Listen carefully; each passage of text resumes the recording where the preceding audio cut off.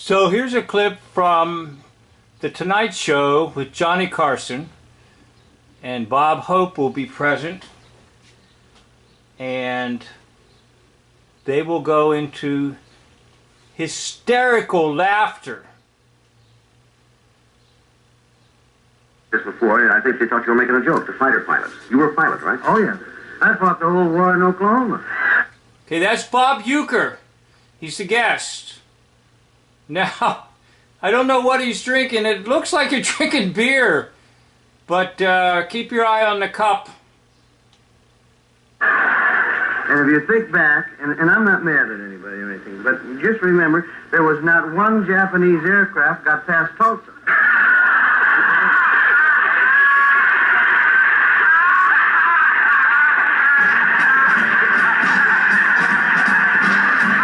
Carson's Tonight Show soon became America's favorite party.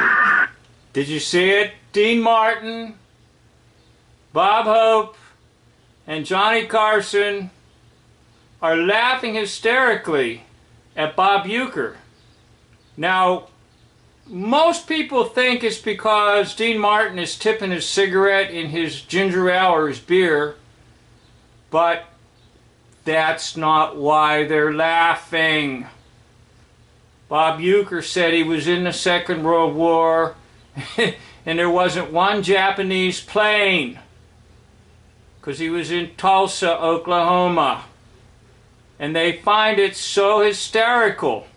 Now, why do they find it so hysterical? Is it simply because Dean Martin's tipping his cigarette in the cup of Bob Euchre? No. It's because there were no Japanese planes attacking Pearl Harbor or Midway or anywhere. It was all media atrocity. In other words, it just didn't really happen the way you think it happened. There were movies and nonsense.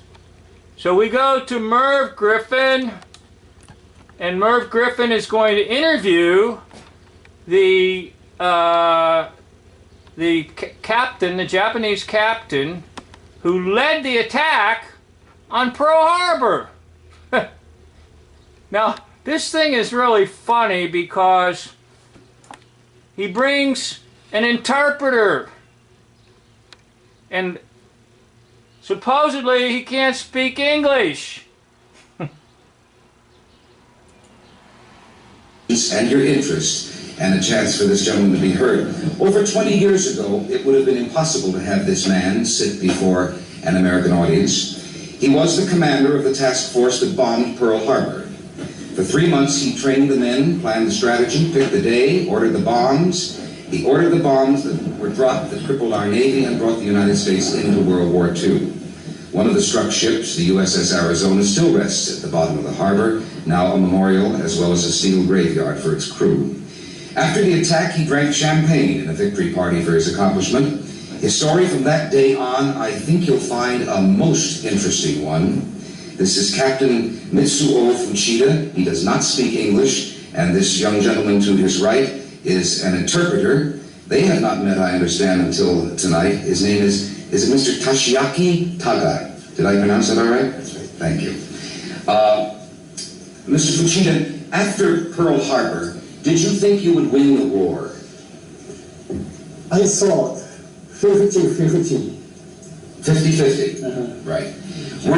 Were you rewarded for your mission? Mr. Taga? You speak right, son. Yeah.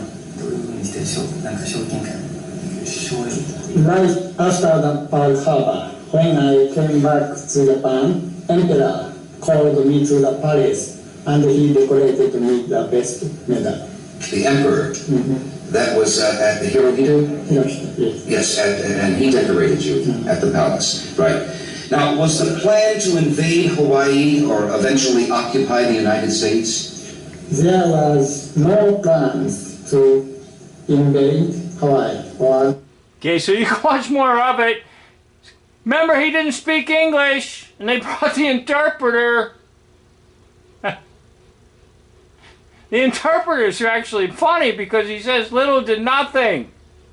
Little to nothing. Do you know what happened at Pearl Harbor? Little to nothing. Do you know what happened in the Battle of Midway? Little to nothing. I've done a video on Midway. It's just a John Ford movie. That's all it is. There probably never was a Japanese fleet out in the Pacific. They didn't need to island hop. There were no Japanese planes. It was all nonsense. Media atrocity. It was done up in magazines, films, and then later, of course, the American public got all kinds of propaganda in books and movies and magazines and stupid talk shows like the Merv Griffin Show in 1965, interviewing the captain who can't speak English but instantly responds to Merv Griffin's questions. Well, let's take another look at Johnny Carson. And why they laugh so hysterically, it's not Dean Martin dumping his cigarette butts in Bob Uecker's cup. Bob Uecker was in the war, and he never saw a Japanese plane. In a joke to fighter pilots. You were a pilot, right? Oh, yes. I fought the whole war in Oklahoma. And if you think back, and I'm not mad at anybody or anything, but just remember, there was not one Japanese aircraft got past Tulsa.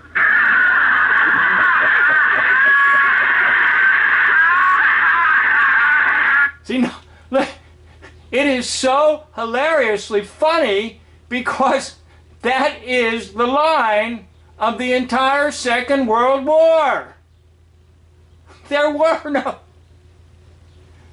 no Japanese planes to fight up in the air like the Battle of Midway. There were no Japanese bombers that bombed Pearl Harbor. It was all nonsense. It was all acting. It was all drama. But it was convincing drama. Hey, most people can't laugh, but those people can laugh. And they laugh heartily because they know he just gave away the line for the entire Pacific theater of war. Pacific theater. Remember, war is called theater. Okay. And of course there's Bob Hope, who went out and entertained the troops. And notice between Bob Hope and Dean Martin is his golf club. That's not a golf club. That's a magic wand. Because they're all Satanists. And they get their power from Satan. Remember what the scriptures say, that Satan has power to deceive the whole world. And in addition, in Matthew 24:24, to deceive the elect. It's one of my channels, is The Elect Deceive, Matthew 24:24. One of my 9 channels. Hey, it's great to give you this video, and there you have it. Now you know why Dean Martin, Bob Hope, and Johnny Carson were really laughing. It wasn't about a cigarette butt in, looks like, his beer cup. It was about, he just spilled the secret of the entire Pacific theater of war. Thank you for watching. End of video.